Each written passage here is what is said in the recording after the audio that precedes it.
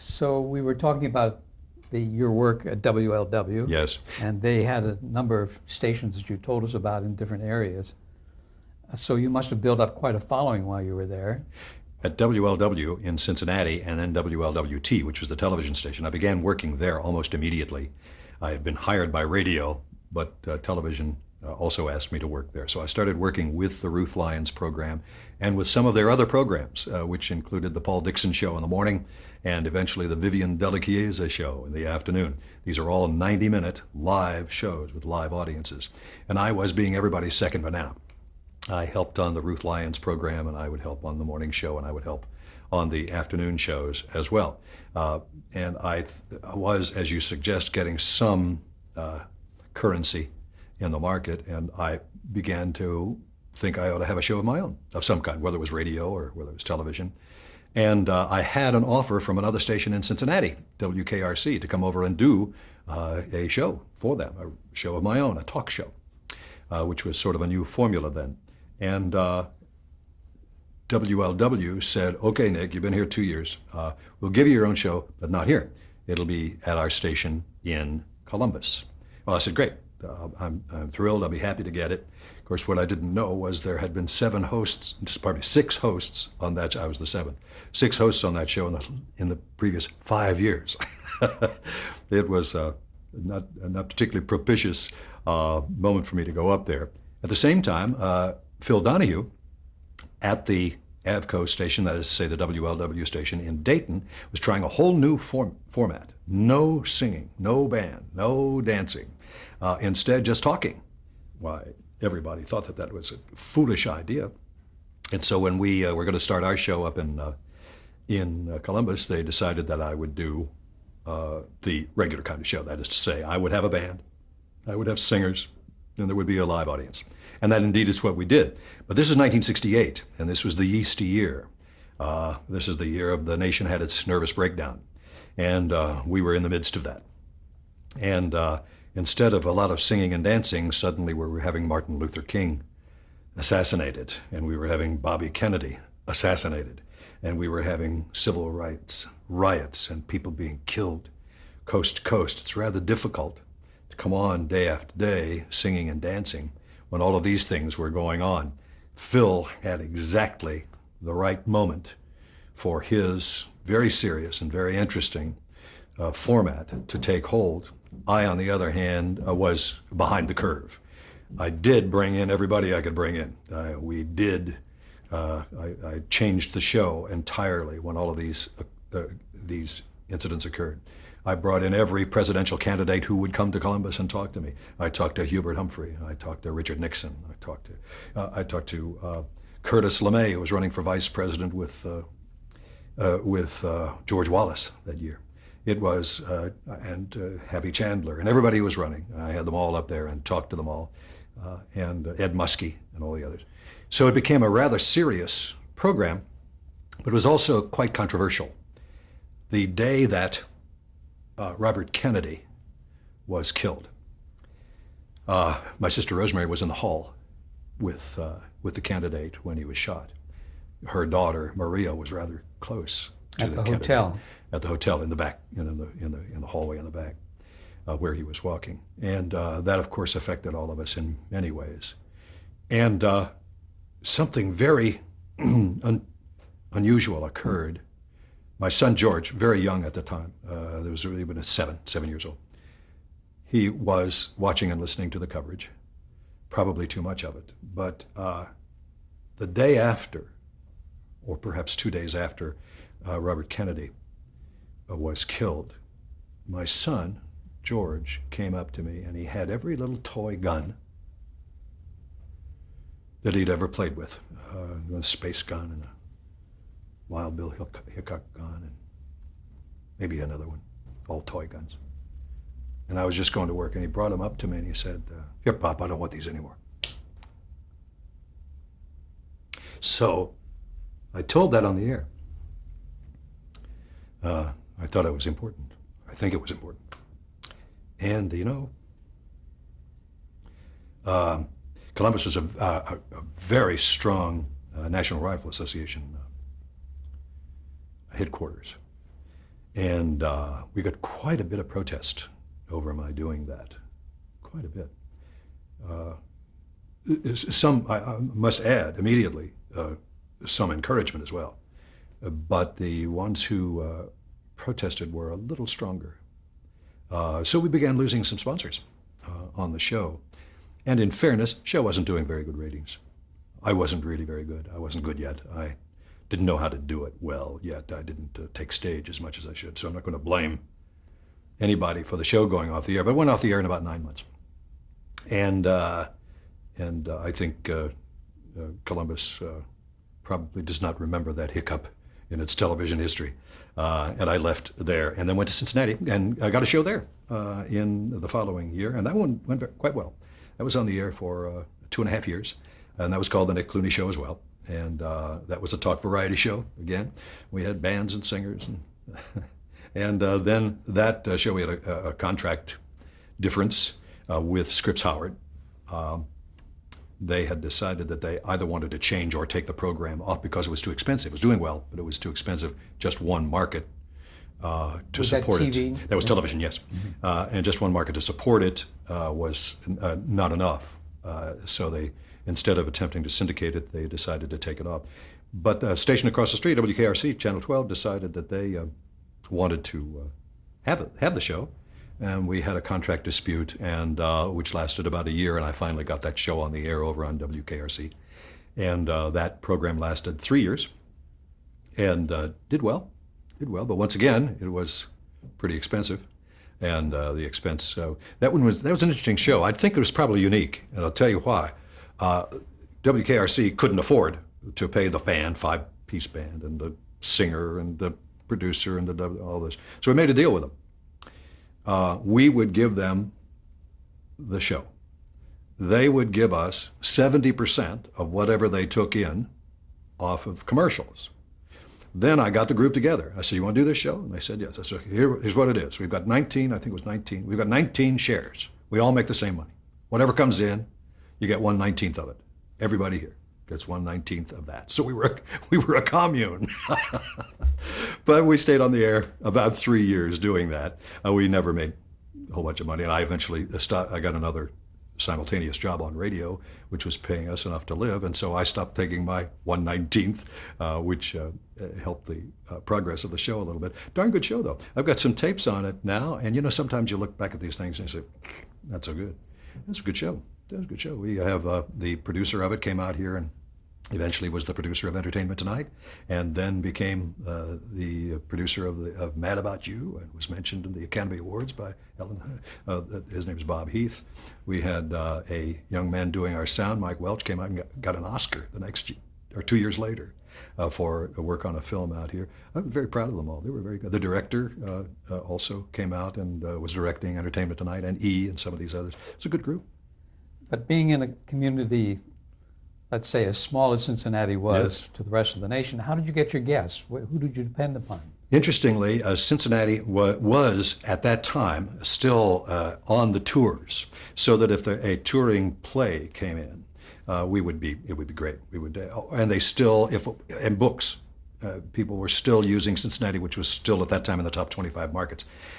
We would still get quite a few. Not only that, but nearby there was the Kenley Players, which is a very large summer group using huge stars. And by golly, we got everybody in there. I am telling you, at one time or another, I look now at my guest book and I can't imagine how many people showed up in those 6 years or so that I was doing talk variety there.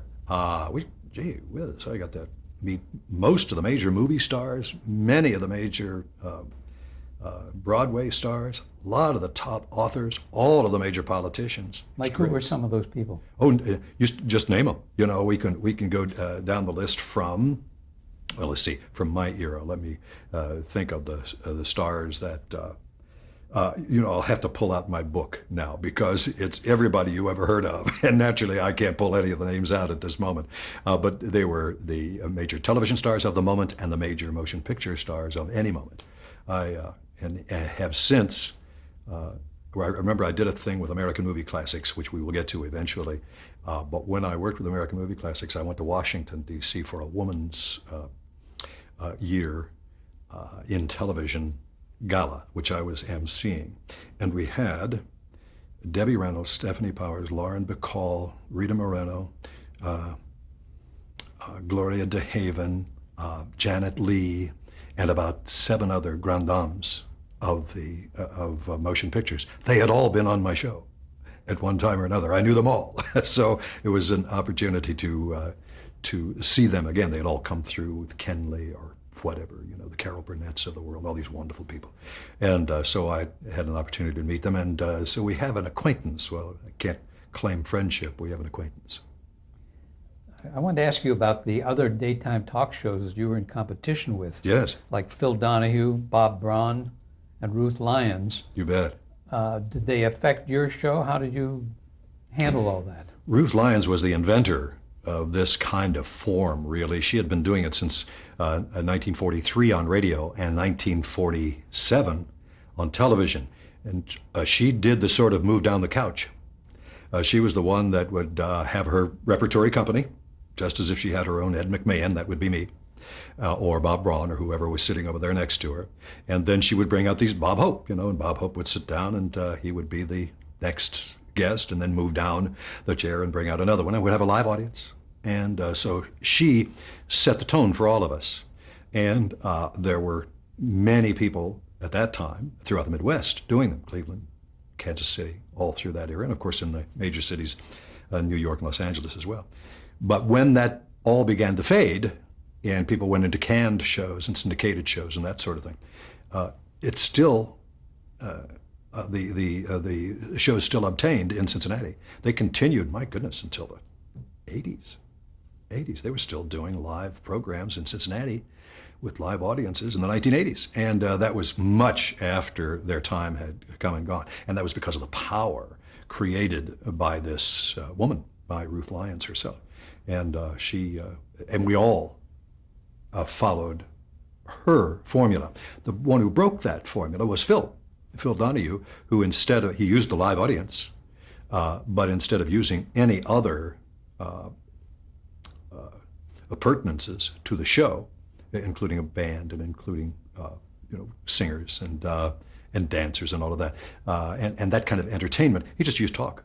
Well, that was a new concept, and that was certainly a breakthrough. And that was we certainly will salute Phil and the people who helped him create that there.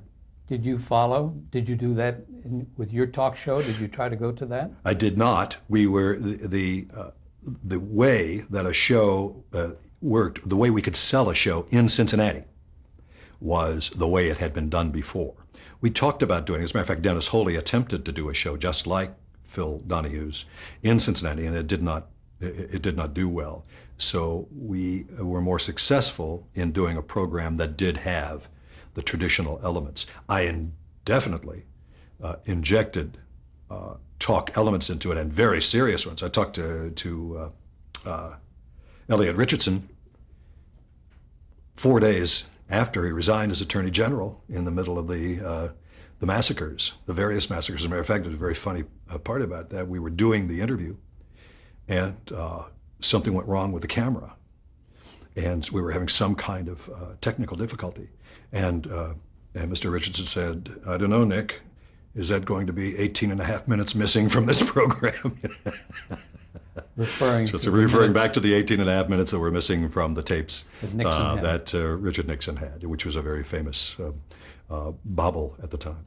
Yeah. You later worked with Bob Braun, who had his own show. What kind of relationship did you have with him? Well, very good. Bob and I worked a little bit earlier. This was before I got my own shows. I worked with Bob before I did my own shows. And Bob, as I mentioned earlier, was the heir apparent to Ruth Lyons. He had been there longest. He was very confident in doing these sorts of shows. His was a different approach to doing television from mine, but we got along very well.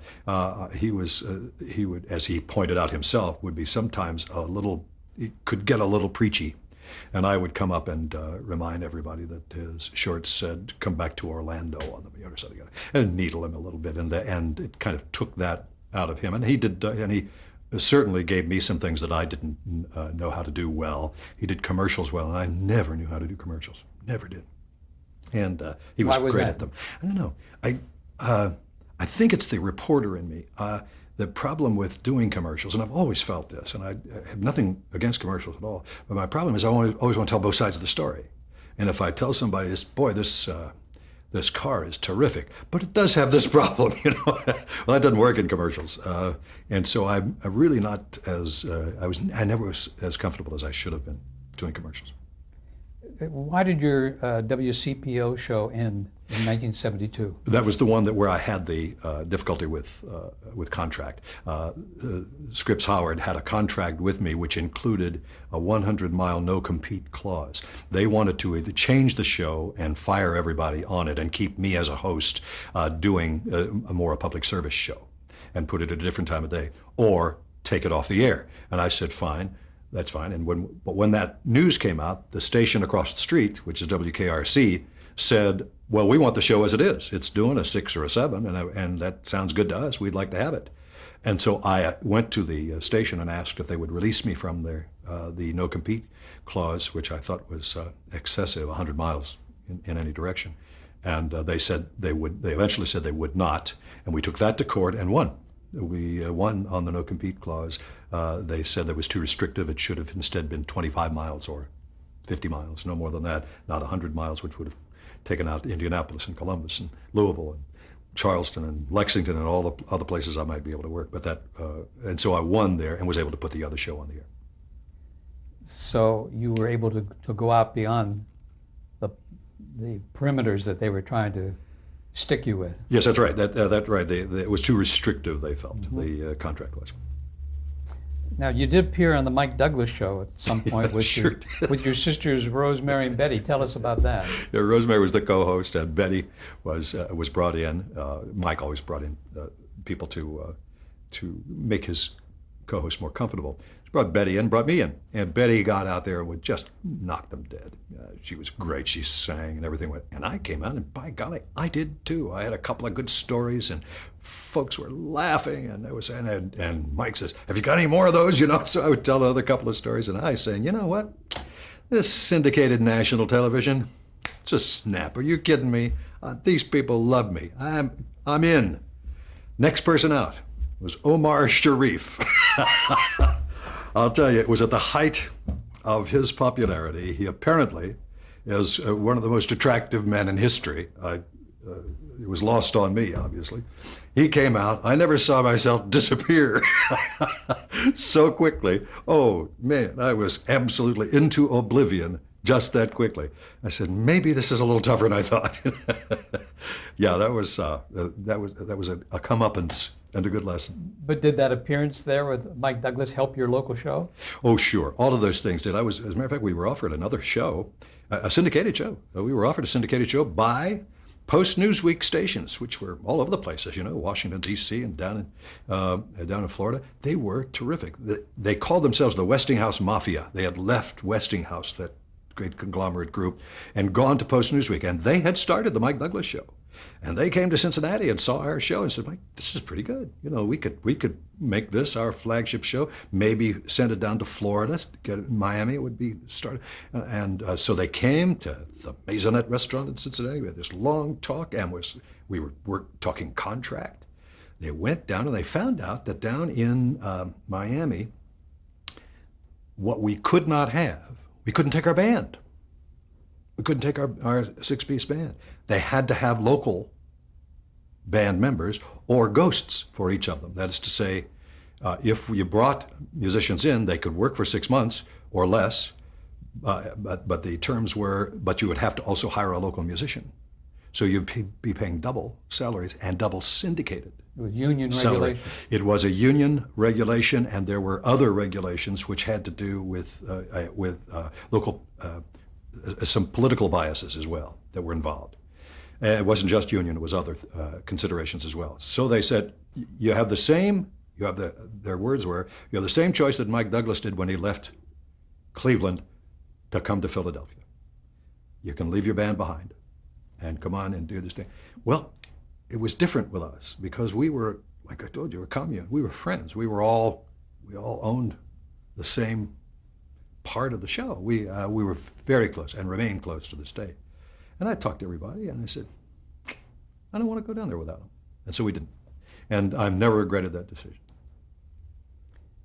talk a little bit about the production of your local television shows at that particular point, because obviously you were working on a very limited budget. Yes. How did you get things done? Did you have to go out and maneuver and barter? And We did. We bartered a lot. We also had people who were astoundingly talented. We had one fellow, Tom York was his name. He was a genius at building things and coming up with things and making costumes. And we had skits every day. And he would do the skits, and he would do the costumes for them. And he was one of our 19 people. And he would come in and do that. We had an artist named Dave McCoy who was also a singer. And he would come in and do our backgrounds, our backdrops, and build them. We'd get the stuff from the lumber company or from the artist. It was Andy Hardy. It was, come on, let's have a show. It's Saturday night. Let's have a show. It was that kind of feeling. But I must say, it was pretty professional. It looked pretty good on the air. And you were always meeting deadlines with all that material. It's all live. And the thing about it, people ask us about tapes, every time, because everybody's family worked too. The wives would come in and the children would come in. Our 2 children would come in. Ada and George were in the skits all the time, So now that George is so famous, people ask, where are these tapes? Please, we had 12 tapes, 10 tapes, pardon me. And we just used them in rotation. We'd tape the show and then tape over. We only did it for legal, to make sure we didn't libel anybody. And we did that. And when the 10th tape was full, we went back to the first tape and taped over it. We've got 10 tapes of the show after 3 years. I bet you wish you had them all. Oh, do I ever? But you did have audiences at that point. Live audience every day, 100 people. Yeah.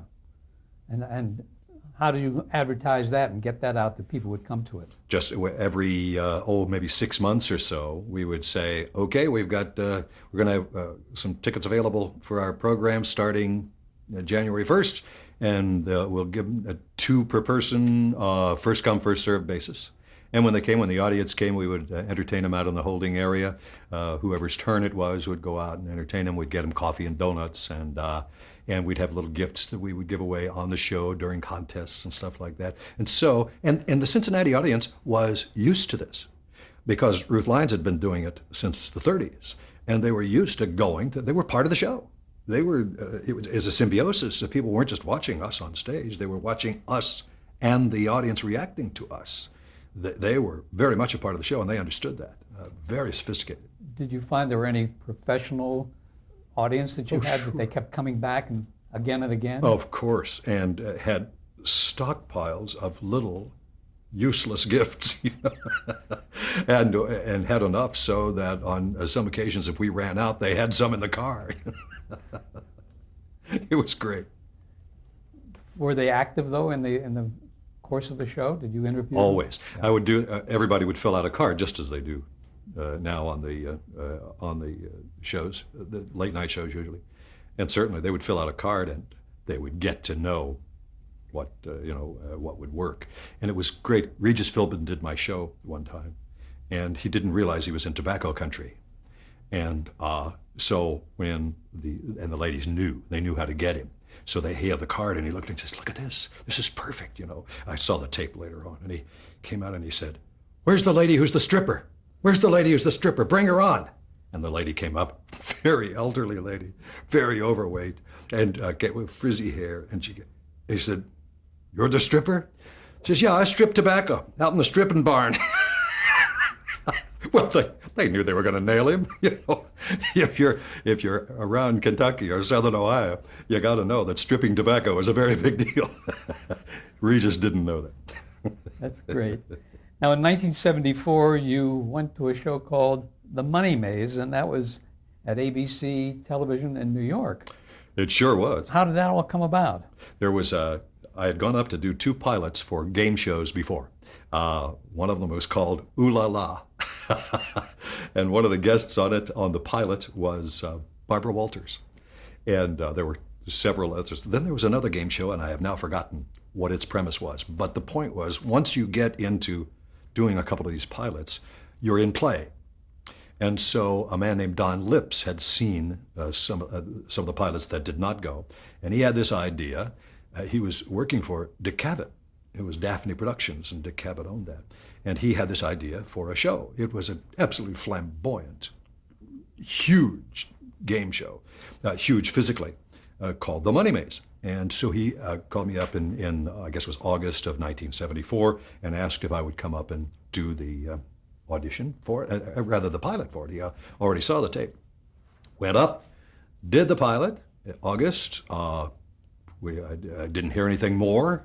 Didn't hear anything about it until, September went by, October went by. I guess it must have been early November, and I had already written it off. That was all over. And Don called and said, well, we're on. We're going on the air Christmas week of 1974. And he said, come on up and we'll get to work. And we did. The first show we did, it took 3 days to do one show. This is a huge show. For those who have never seen it, it was a maze. It was a life-size maze. But in order for it to work, you had to be able to see into the maze. So they had to build the whole setup. All of the audience had to be on risers 14 feet above ground. The same thing with the crow's nest from which the participants worked, and the area where I did my emceeing and all of the other stuff. It was just enormous. It was done at ABC at their largest studio. And the cameers had to be higher. And the cameras yet. were all up too, and they had a one flat overhead camera, just straight down. It was an amazing show, and it took us forever to do the first one, and finally we had to get it down to where we could do 5 in a day, and 10 over a weekend, so that we could do it twice a month and it went on the air. What was the concept? Concept is this: you have a couple, almost always a married couple. And usually it was the woman who would stand in the crow's nest looking down into this maze. The partner would have to run through this maze, which was changed after every game. There was a pattern that changed after every game. And they would have to run through this maze and get to 4 pillars. Each pillar had a button on the side, and if you hit the button, lights would light up on the top of this pillar. It would be a 0 and a 0 and a 0 and a 0. It was for $10,000. And it would be, and the last, and this is 1974, $10,000, pretty good piece of cash. And then there was the 1. You had to get the 1, or you just had a bunch of zeros. So the 1 would be in the most difficult position and the person up in the crow's nest would be trying to direct the spouse through this maze to get to each pillar. If they got to all in this determined period of time, then they won the $10,000. And it got pretty lively. And the husbands would get mad at the wives, and the wives would get mad at the husbands because, now imagine this: you're looking down, you're saying, "Go to your right, go to your right." Well, your right, if they're coming back at you, is no longer your right; it's their left. You see, so it got pretty confusing, and some people got pretty mad. One man bashed his way all the way through the plyboard maze and dislocated his shoulder. Today he would own ABC. In those days, and they would finally, one lady, she hit out all 4 zeros, and she was looking down at him, and he hadn't gotten to the 1, and she said, "Sidney, get the hell out of the goddamn maze." That's wonderful. We're going to stop there for just a moment, Nick. You bet.